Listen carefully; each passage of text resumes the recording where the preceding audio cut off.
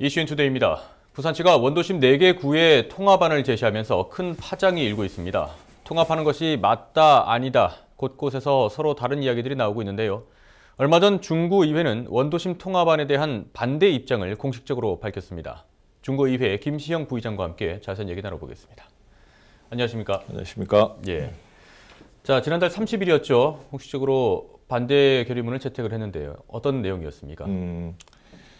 우리 구가 이제 자치구 간의 통합을 이제 강제할 권한이 부산시장에게 있지 않습니다. 그런데 갑자기 원도심의 경제 활성화와 지역 균형 발전을 이유로 내세우면서 중구, 서구, 동구, 영도구의 4개 구의 통합을 지금 갑자기 주장을 하고 있습니다. 그래서 자치구 간의 통합은 주민들의 목소리가 담겨져야 되고 또 주민들의 요구가 있어야 되는데도 불구하고 상층부에서 먼저 결정을 해서 이제 통합을 시도를 하겠다 했고, 그 다음에 지역의 특수성이라든지 역사성 이런 것들도 전혀 감안되지 않고 단지 행정의 효율성, 뭐 경제적인 이유, 그 다음에 통합됐을 때의 어떤 시너지 효과 같은 것들을 이유로 들면서 이제 통합을 주장을 하고 있습니다. 예를 들면 부산 광복동 같은 경우에는 엄청난 역사성을 가지고 있습니다. 네네. 남포동은 전국에서 남포동 하면 대한민국 국민 누구나도 알 수 있는 곳이죠. 그런 것들을 단순히 경제적 효율성과 어떤 행정의 편의성만을 위해서 갑자기 없앤다. 그렇게 됐을 경우에는 부산을 상징하는 어떤 남포동, 광복동, 중앙동 그런 것들이 갑자기 사라져 버린다 이것이죠.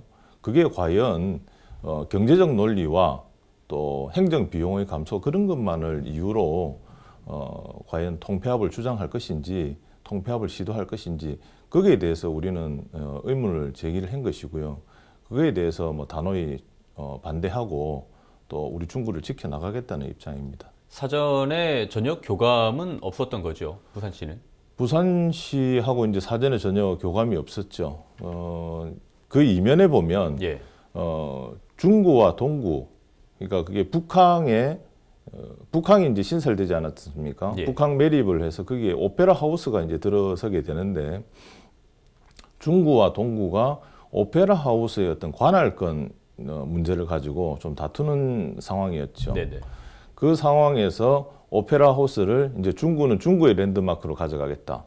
동구는 동구의 랜드마크로 가져가겠다고 이제 주장을 하면서 구 경계 분할 과정에 있어서 동구와 중구 간에 마찰이 있었습니다. 그렇죠. 그래서 이제 부산시에서 중재안을 제시하고 여러 가지 이제 방안을 검토하고 또 동구는 동구대로 중구는 중구대로 요구가 관철되지 않을 시에는 뭐 행정소송 또는 헌법재판소의 어떤 그 소원을 제기하겠다는 그런 이제 물밑에서의 어떤 작업들이 있었습니다. 네네. 그러다 보니까 부산시에서는 이제 그런 것들이 이제 골치 아프고 그러다 보니까 예전에 하던 방식대로 중구와 동구가 통합을 하게 되면 이제 오페라 하우스의 관할권을 둘러싼 구 경계 획정을 둘러싼 다툼이 없을 것 아니냐 이렇게 된 것이고요.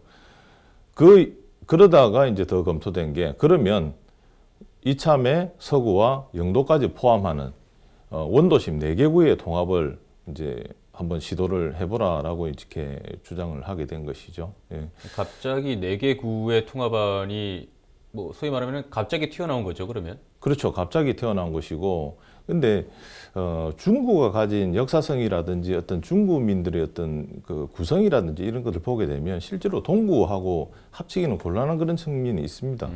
그 다음에 지금 뭐 다시 원도심 4개 구를 통합을 하고 있는데 4개 구가 원도심에 몰려 있다기보다는 아주 그 이질적인 그런 이제 구성원들로 상당히 4개 구가 만들어져 있다라고 생각을 할 수가 있고요. 그 다음에 역사적으로 보게 되면 한국 전쟁 당시에 중구로 대한민국의 어떤 피난민들이 전부 다 몰려들었죠.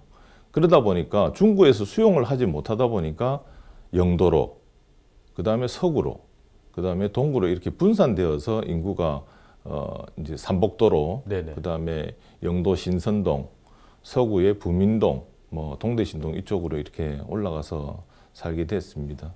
근데 지금 보면 결국 그 중구가 이렇게 쇠락하고 원도심이 쇠락하게 된 이유는 부산시청이 연적으로 떠나게 되면서 갑자기 그 부산시청을 주변으로 해서 경제 활동을 하던 뭐 가게라든지 네. 그 다음에 다른 기관이라든지 그런 그 업종들이 거의 뭐 연적으로 이제 떠나게 되고 중국에는 일부 남아 있었는데 그 기능마저도 IMF와 뭐 여러 가지 이유로 인해서 무역회사들이 도산을 했죠. 네. 그 다음에 그 무역회사들이 많이 빠져나가다 보니까 그 주변을 둘러싸고 있는 뭐 회계사무소라든지 세무사 사무소라든지 이런 것들도 다시 뭐 문을 닫거나 아니면 다른 곳으로 떠나서 자기들의 어떤 그 수입원을 찾아서 떠나는 그런 일들이 벌어졌고 중구가 쇠락하게 된 이유 자체가 중구 자체가 잘못해서 그런 게 아니라 어떤 정치적인 이유와 인위적인 이유로 결국 그렇게 될 수밖에 없었다는 것이죠. 그래서 부산시에서 주장하는 통폐합의 사유 자체가 예. 맞질 않습니다. 그냥 4개구를 통합해서 인구가 30만이 넘어가는 거대 구로 만들게 된다면 부산 진구에 버금가는 거대 인구가 거주하는 구가 된다고 얘기를 하는데 인구가 많아진다고 해서 구가 경제적인 어떤 시너지라든지 행정 그 비용의 감소라든지 그런 예. 것들이 이루어지지는 않죠. 30만 구성의 인구의 구성비가 어떻게 되는지도 대단히 중요하지 않습니까? 네네, 그렇죠. 지금 원도심 4개구 같은 경우에는 청년들은 별로 없고 모두 그 노령 인구, 고령 인구들이 대부분인 실정입니다. 네. 그렇게 된다면 거대구가 아니라 오히려 지방자치분권의 어떤 그 취지에 맞게 조금씩 더 작게 해서 그런 분들에 대한 어떤 복지 혜택이라는 그런 것들이 아주 세밀하고 치밀하게 제공될 수 있는 그런 것들이 이루어져야 될 거라고 생각합니다. 알겠습니다. 결의문을 애초에 그 채택할 때도 지역만의 특성을 그대로 네. 좀 유지할 수 있게끔 해야 된다 네, 주장을 네. 하셨는데 다른 지역은 어떻습니까? 의견을 좀 들어보셨는가요? 네, 다른 지역은 의견을 들어봤는데 예. 서구와 영도구는 원도심 4개구의 어떤 통합에 원론적으로는 찬성을 한다라고 듣고 있습니다. 그러나 과연 주민들의 의견은 그런지는 모르겠습니다만 지자체장들의 의견은 그렇다고 얘기를 듣고 있습니다. 네. 그다음에 동구 같은 경우에는 서구와 영도구를 포함하는 4개구의 합구에는 찬성을 하지 않고 자기들이 주장했던 대로 동구와 중구의 중구와. 어떤 2개구의 합구를 이렇게 주장을 하고 있다고 이렇게 얘기를 들었습니다. 네. 자, 원도심이 통합된다면 만약에 통합이 된다면 이대로 갈 뭐 많은 변화도 있겠지만은 중구에는 그러면은 직접적으로 부정적인 영향만 생길까요? 중구의 부정적인 영향이 저는 상당히 많을 거라고 생각을 합니다. 지금 아까 말씀드린 대로 이제 서구와 이제 영도구가 합구를 주장을 하고 있는 이유 자체가 예. 뭐냐면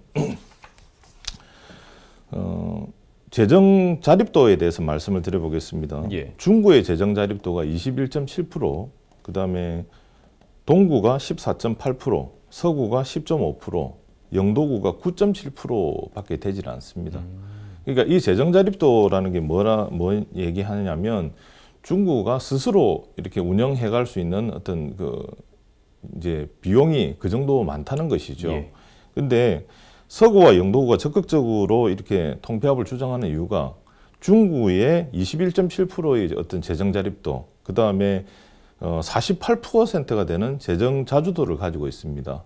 예, 그래서 이 재정 자주도를 서구 영도구가 합구가 되게 된다면 네. 이런 것들을 서구 영도구의 어떤 그 복지라든지 그다음에 운영을 위해서 쓸 수가 있겠죠. 그렇기 때문에 적극적으로 이제 주장을 하는 것입니다. 근데 그게 가능합니까? 지금 인구 비율로 보면은 중구가 네. 제일 적죠. 네, 적습니다. 그만큼 예산이 적을 수밖에 없는데 아무리 그 재정 자립도 높은 비율을 나눠 갖는다 하더라도 네. 다른 지역에서 투입할 수 있는 예산이 그렇게 많지는 않을 텐데요. 다른 지역 같은 경우에는 이제 중구에 비해서 서구 인구가 예. 보면 2배 이상이 됩니다. 그렇죠. 2배가 네, 2배 넘죠. 이상이 됩니다. 예. 그죠? 그래서 중구의 어떤 수입원을 가지고 우리 중구의 어떤 인구들은 적지만 예. 그 작은 인구들에 대해서 이제 돌아가는 혜택도 많죠. 그 다음에 더 중요한 것은 서구와 영도와 동구와는 차이가 있는 게 뭐냐면 유동 인구의 문제입니다. 예를 들면 지금 중국 같은 경우에는 낮에 유동 인구가 거의 60만이 넘고 있고요.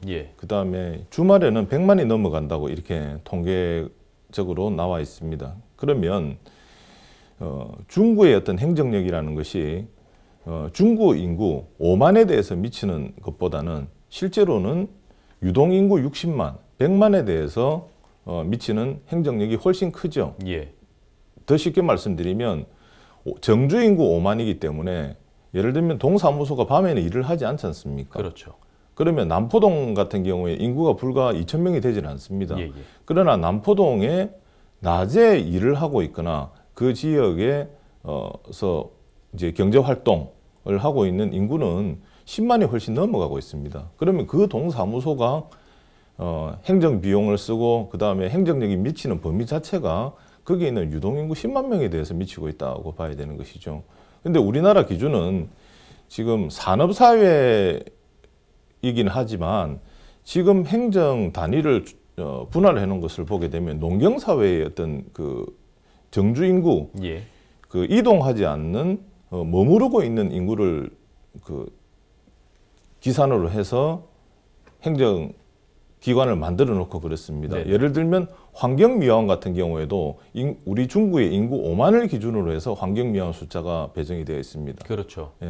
그런데 실제로는 주말 같은 경우에는 100만이 움직이고 있단 말이죠. 그렇다면 결국 환경미화원의 숫자도 최소한 100만은 안 되더라도 최소한 2배 내지 3배가 되어야지 환경미화원들이 아주 피로도가 덜한 노동에 종사할 수 있다는 것이죠. 그런 상황인데 단순하게 그걸 뛰어넘어서 뭐 서구와 영도의 통합, 그 다음에 이제 중구와 동구의 통합, 그렇게 된다면 중구가 누릴 수 있는 어떤 혜택, 지금 현재 누리고 있는 혜택, 그 다음에 중구 구민이 누리고 있는 혜택보다는 오히려 중구를 찾아주시는, 부산을 찾아주시는 전국의 어떤 경양각지의 관광객들이라든지 이런 분들에 대한 어떤 그 참 좋은 서비스, 그런 것들이 이제 떨어지게 될 가능성이 크다, 그렇게 보고 있습니다.